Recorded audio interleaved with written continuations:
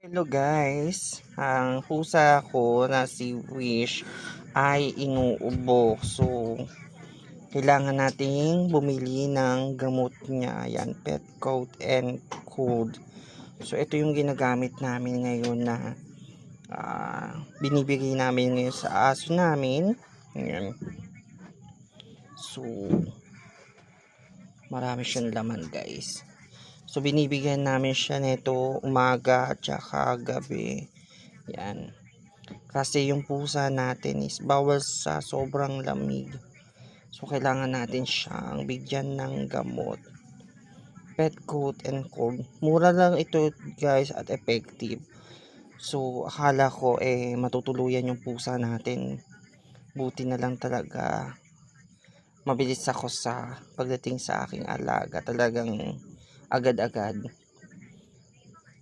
So, ngayon